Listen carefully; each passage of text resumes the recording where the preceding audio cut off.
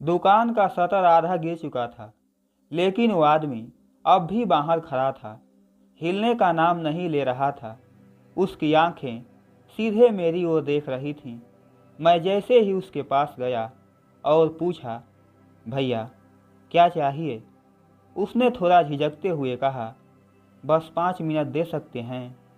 उसकी आवाज़ में एक अजीब सी थकान थी, जैसे उसने बहुत कुछ झेल लिया हो।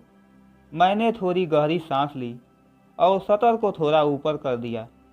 क्या चाहिए? मैंने फिर से पूछा। वो अंदर आया और थोड़ा संकोच करते हुए बोला, थोड़ा दूध, ब्रेड और दाल मिल जाएगी।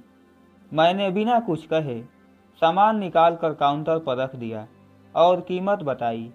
उसने अपने फटे हुए जैकेट की जेब से कुछ सिक्के और मुड़े तुड़े नोट निकाले और मेरे सामने रख दिए।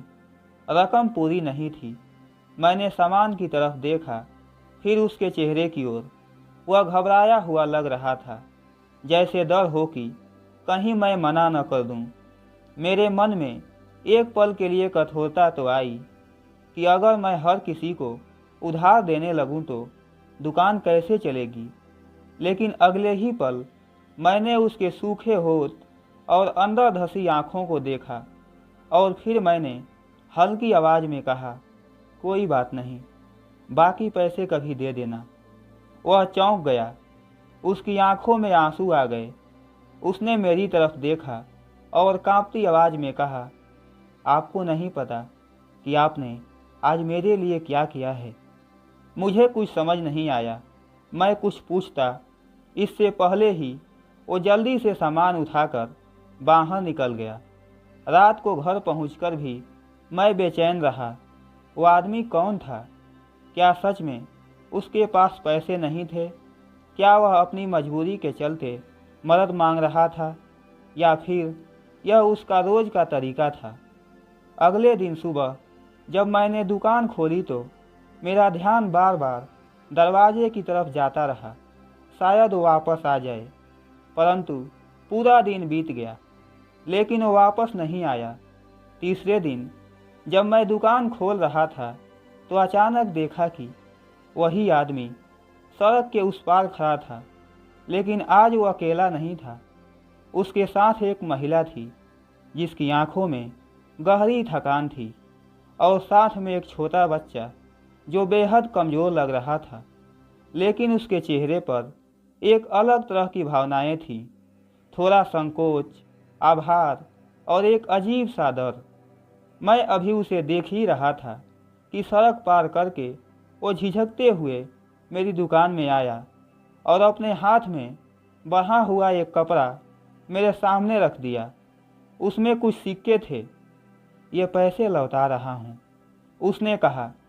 मैंने सिक्कों को देखा, फिर उसकी ओर देखा। फिर मैंने हल्की मुस्कान के साथ कहा, रहने दो भाई, इसकी कोई ज़रूरत नहीं है। उसकी आंखें छलक आईं। उसने कांपती आवाज़ में कहा, भैया, उस दिन अगर आपने मदद न की होती तो मेरी पत्नी और बच्चा भूखे सो जाते। मैं काम की तलाश में था, लेकिन जेब में कुछ नहीं था। आपने बिना पूछे मेरी मदद कर दी। आज मुझे काम मिल गया है और ये पैसे लौटाने आया हूँ। मैं चुप रह गया। यह सिर्फ कुछ रुपए की बात थी, लेकिन उसके लिए यह किसी बड़ी मदद से कम नहीं थी। उसने फिर कहा, यह दुनिया बहुत बड़ी है, लेकिन अच्छे लोग बहुत कम हैं। आपने मेरे लिए जो किया, मैं उसे कभी नहीं भूल सकता। मैंने उससे पूछा, तुम पहले करते क्या थे? उसने गहरी सांस ली और कहा, मैं एक फैक्ट्री में काम करता था, लेकिन फैक्ट्री बंद हो गई। मालिक बिना सैलरी दिए चला गया। हमारे पास थोड़ी बहुत बचत थी, लेकिन वह भी खत्म हो गई। कई दिनों तक काम ढूंढा, लेकिन कुछ मिला नहीं। मैं कभी भीख नहीं मांगना चाहता था, लेकिन उस दिन जब मेरे बच्चे ने मुझसे रोटी मांगी और मेरे पास देने के लिए कुछ नहीं था, तब मैं मजबूर हो गया। उसकी बातों को सुनकर मेरे मन में अजीब सा दर्द उठा और मैंने धीरे से पूछा, अब काम मिला है?